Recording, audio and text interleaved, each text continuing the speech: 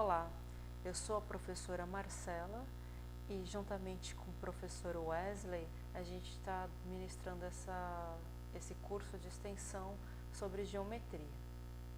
Nesse vídeo a gente vai trabalhar o espaço euclidiano. Como que a gente vai trabalhar esse espaço? Na verdade a gente vai definir a geometria euclidiana e no final a gente vai perceber que o espaço euclidiano é aquele conjunto de elementos que satisfaz os axiomas da geometria euclidiana. Para a gente conseguir entender a geometria euclidiana, a gente precisa perceber que a geometria euclidiana está baseada em conceitos primitivos, ou seja, existem entes geométricos que Euclides definiu dessa forma, como entes geométricos, que são conceitos que não são definidos. Quais são eles? O conceito de ponto, de reta, de plano, de espaço, não são definidos. Eles são aceitos e são primitivos. Depois disso, né, juntamente com toda a axiomática que Hilbert faz e a condensação dessa geometria de Euclides, a gente trabalha com axiomas e toda a geometria que satisfaz esses axiomas a gente vai chamar de geometria euclidiana. Quais são os axiomas que definem a geometria euclidiana? São os axiomas de incidência, que são aqueles axiomas que trabalham com a existência desses entes geométricos. São os axiomas de ordem, que trabalham com a ordem que existe numa reta. Os axiomas de congruência, que trabalha com a noção de igualdade de segmentos, igualdade de ângulos. Os axiomas de continuidade, que fornecem uma noção de continuidade entre os pontos de uma reta e do plano, né? E os axiomas, o mais famoso deles, que é o axioma das paralelas. O primeiro dele, ele fala que se eu considerar dois pontos distintos no plano, eu sempre consigo uma reta que passa por esses dois pontos. Então, uma noção de existência de reta. O que o segundo axioma fala? Que se eu considerar qualquer reta, então eu sempre consigo nessa reta dois pontos distintos. Percebe? Dado um ente geométrico, eu sempre consigo dois pontos na reta distintos que estão lá. O que o terceiro axioma fala? Sempre existem três pontos não colineares. Então, dado três pontos distintos, não, né? Eu sempre consigo uma reta que passa por dois deles e existe um terceiro ponto que não está nessa reta. Isso acontece sempre. Toda geometria que satisfaz esses três axiomas de incidência, eu vou chamar de geometria de incidência. Axiomas de ordem. Esses axiomas, eles dão uma noção de ordem na reta, né? O que ele fala? O que o primeiro deles fala?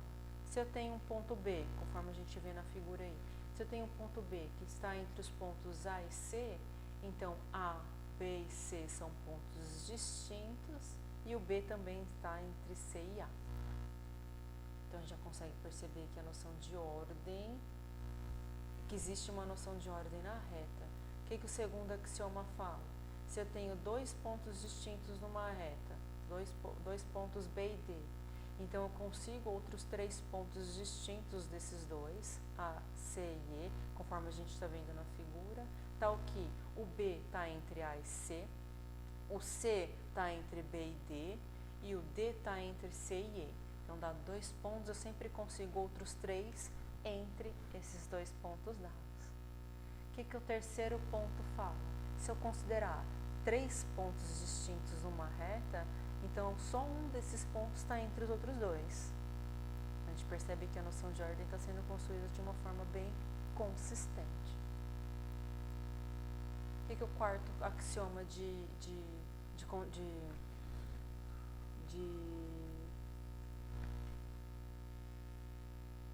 ordem fala? Então, o quarto axioma de ordem fala que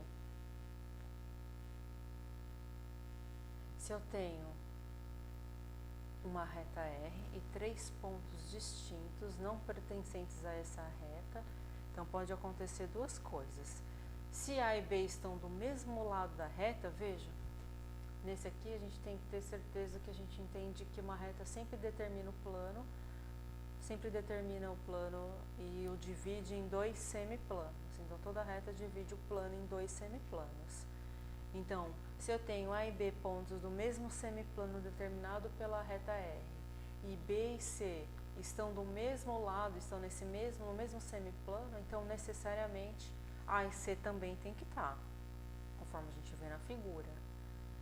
Se A e B estão em lados opostos, cada um está num semiplano determinado pela reta, e B e C também estão do lados opostos, então, de novo, não tem jeito, A e C estão do mesmo lado. Por quê? Porque eu tenho certeza que uma reta divide o plano em dois semiplanos. Depois vem os axiomas de congruência, que são os axiomas que estão associados à noção de igualdade de segmentos e ângulos. O que o primeiro axioma de congruência fala? Ele fala que se eu tenho A e B, pontos distintos, A0, origem da semirreta S, então vai existir um único ponto B0 distinto de A0 em S, tal que o segmento AB é congruente ao segmento A0B0. O que o segundo axioma de congruência fala?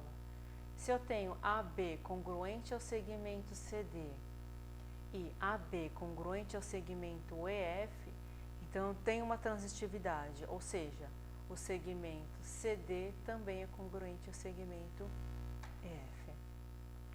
Terceiro, se AB e BC são segmentos de uma reta R com B em comum, e o A0, B0 e B0, C0 segmentos numa reta R0 com apenas B0 em comum, se o segmento AB é congruente ao segmento A0, B0 e o segmento BC for congruente ao segmento B0, C0, então não tem jeito, o segmento todo AC é congruente a todo o segmento A0, C0. O que o quarto axioma de congruência fala? Se eu considerar um semiplano sigma e um ângulo alfa, e eu tomar uma semirreta em S, uma semirreta que está determinando, em cima da reta que determina o semiplano, com origem em B, contida na reta que determina o semiplano, então existe apenas um ângulo beta, que vai estar com um lado em S, conforme a gente está vendo na figura aí, contido no semiplano sigma, que é congruente ao ângulo alfa. Se o ângulo alfa é congruente ao ângulo beta e o ângulo alfa é congruente ao ângulo gama, então por transitividade o ângulo beta também é congruente ao ângulo gama, conforme a gente está vendo na figura. Se eu tenho dois triângulos ABC e o triângulo EFG, se o lado AB é congruente ao lado EF, o lado AC é congruente ao lado EG e o ângulo alfa é congruente ao ângulo beta, então o triângulo ABC é necessariamente congruente ao triângulo EFG. Esse aí é o caso lado, ângulo, lado de congruência. Depois disso, eu tenho os axiomas de continuidade. O que o primeiro axioma de continuidade diz? Que é o axioma de Arquimedes, né? Ou a propriedade arquimediana.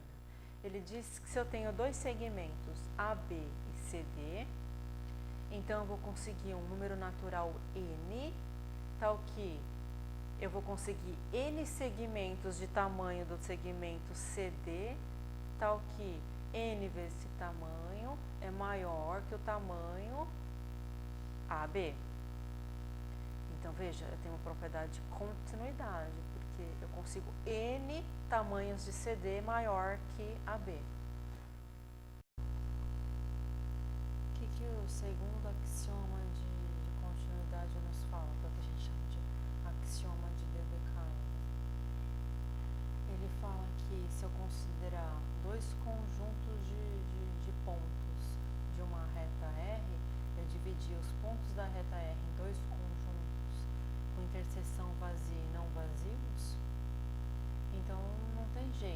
conseguir um ponto O, e esse ponto necessariamente está em um dos dois, mas não dos dois.